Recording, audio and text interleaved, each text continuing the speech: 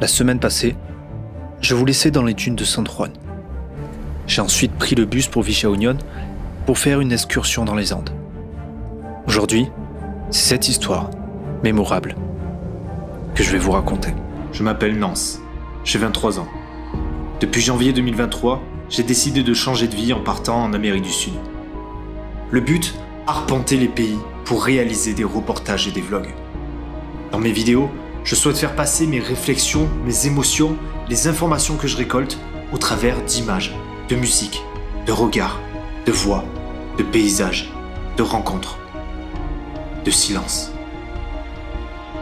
Sur les traces de nos ancêtres colons européens, je découvre cette terre aux mille et une merveilles.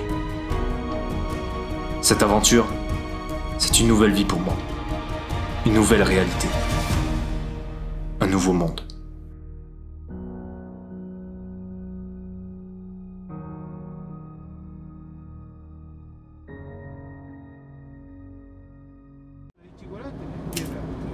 Petit matin, j'embarque dans la voiture avec 3 autres compagnons de route et notre guide, Ruben.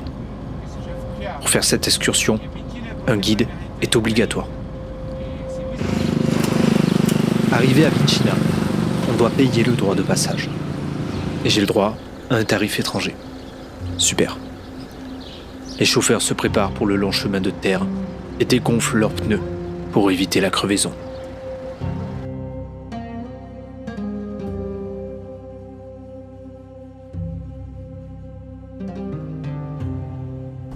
Le 4x4 s'engage sur la piste. À cet instant, je ne réalise pas qu'il faudra 5 heures de route pour atteindre l'objectif. Et ça y est, l'excursion commence. Je ne sais pas ce que je vais trouver en haut. J'ai vu des images et je ne m'empêche pas d'imaginer quelle sensation j'aurai à 4000 mètres. Quelle faune il y aura. Comment seront les paysages et les couleurs. Là, on a commencé l'ascension, on a dépassé Vinchina et déjà ça commence très bien, c'est super beau. Hâte d'être en haut, hâte d'être en haut. Et là, derrière, une petite pyramide gravée dans la roche, c'est drôle. Et pour l'heure, notre excursion s'aventure de vallée en vallée, traversant les Andes avec vélocité. Je découvre des étendues de roches à l'apparence martienne, des gorges mystérieuses, traversées par l'eau fondue des neiges andines. À ma grande surprise, j'ai aussi embrassé une femme. Mais attendez pas, ça m'est tombé dessus. À 13h, on arrive à Jagüey, qui signifie oasis en quechua. J'y achète des empanadas de chèvre avant de me promener un petit peu dans le village.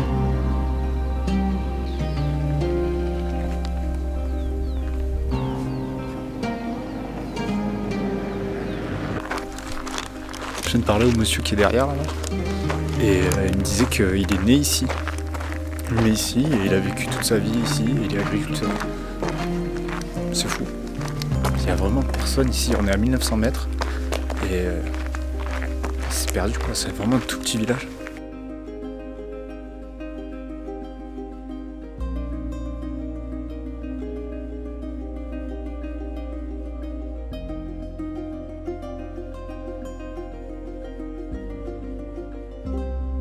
Et un truc drôle, là, la tribu de tourisme avec qui je suis s'appelle Runacay. Et hier, le guide m'a envoyé le contact de Runacay et le contact s'appelait Runacay. Et du coup, moi je croyais que c'était le nom du guide. Et du coup, je lui ai dit Hola Runacay. Il s'appelait Martin. Ouais, je savais pas que c'était le nom de l'entreprise. Cocasse.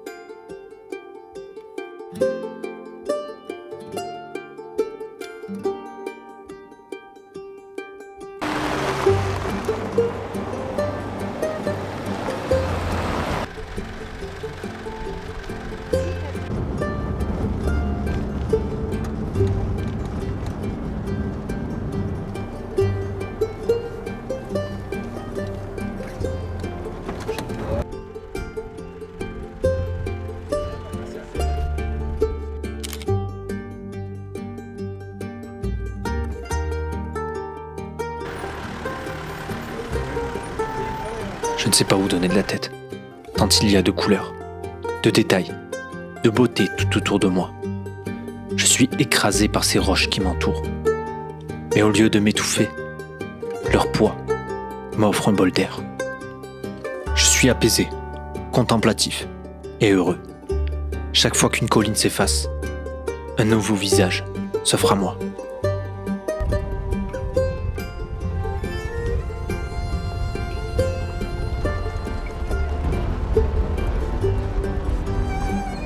Puis avant d'arriver sur le plateau, à 4000 mètres, on s'arrête quelques minutes pour admirer avec hauteur la vallée que l'on vient de traverser. Les courbes des collines me séduisent avec les couleurs qui les habillent. Le jaune végétal se mêle au marron de la terre. Le rouge et le noir volcanique viennent peindre un contraste sans pareil. Enfin, les traînées de blanc et les collines beiges viennent illuminer le tableau. Pour les peuples qui traversaient ces montagnes, cette œuvre est celle de la Pachamama, une croyance sud-américaine qui voue un culte à la terre. Cette terre-mère qui nous donne la vie, nous nourrit et s'apprête parfois des plus belles robes pour émerveiller ses enfants.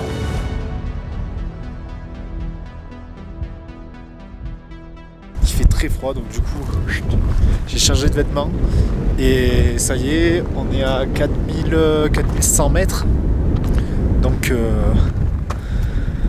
c'est difficile de respirer un petit peu, mais ça va, j'ai pas la tête qui tourne, seulement quand je fais de l'activité physique que je commence à courir. Et là on va partir, on va redescendre vers la lagune, ça va être incroyable.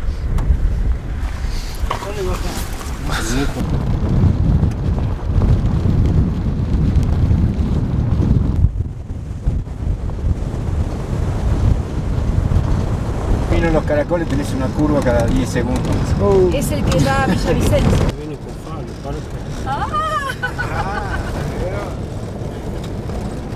Les Argentins avec qui je voyage m'ont passé une feuille de coca. C'est avec quoi on fait la cocaïne. Mais pris comme ça permet de réduire l'impact de l'altitude. Et ouais, on se sent mieux. Bon, là je suis à quelques mètres des vigognes, les vigognas. Il y a des petits, c'est trop mignon. Et on peut pas trop les approcher parce que c'est sauvage quoi, elles sont de suite assez craintives. Et du coup, tout à l'heure elles étaient là où je suis et plus je m'avance, plus elles partent quoi. Elles sont pas effrayées mais elles font des petits bruits quand tu t'approches quoi. Elles ont des petits à protéger.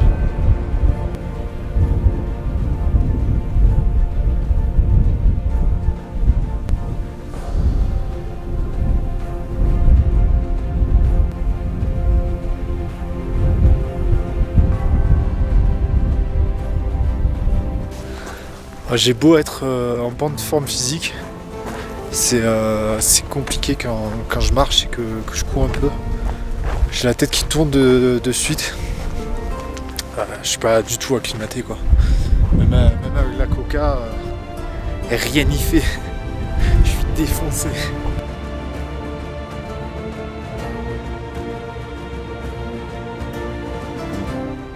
Este refugio, el presidente Sarmiento manda a traer gente de Italia para que lo construya. Y fue en el año 1873. En total fue construido 13 refugios en la zona. Lo han construido para los arrieros. Llevaban vaca para vender en Copiapó, Chile.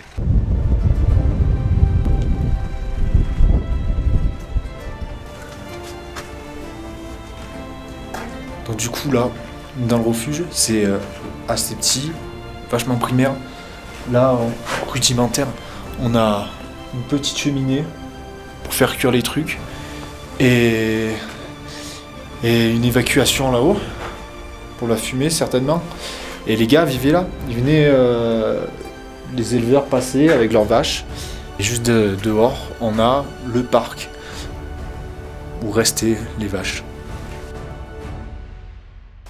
Et du coup, ils vivaient vraiment dans un truc pequeño quoi.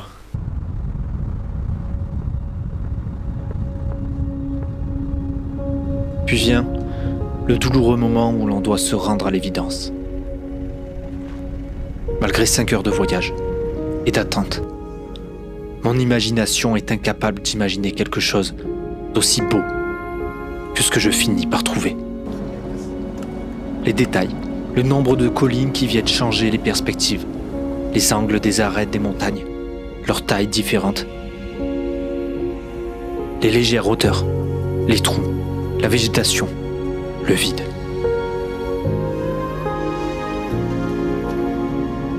Le sable, la terre, la roche, l'eau, le sel, l'aridité, les nuages, le vent, le froid, le mal de tête. Toutes ces sensations et ces perceptions qui vous frappent et vous caressent, vous surprennent et vous réconfortent.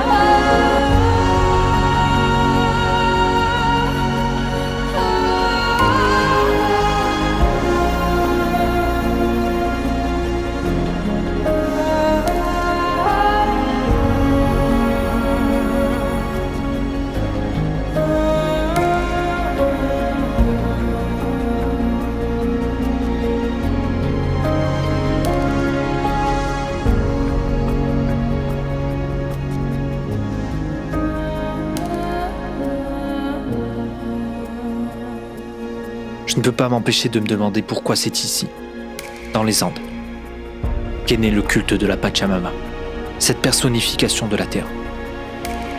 La seule réponse que je trouve est qu'ici, la terre vous domine et vous soumet. Les pieds dans l'océan et la tête dans les nuages quelques centaines de kilomètres plus loin, les Andes vous donnent l'eau et vous l'enlèvent, vous abritent et vous menace de ces volcans, de ces tremblements de terre, de son froid ou de ses chaleurs. La terre vous domine et vous écrase. Elle vous force à l'adoration et à l'humilité.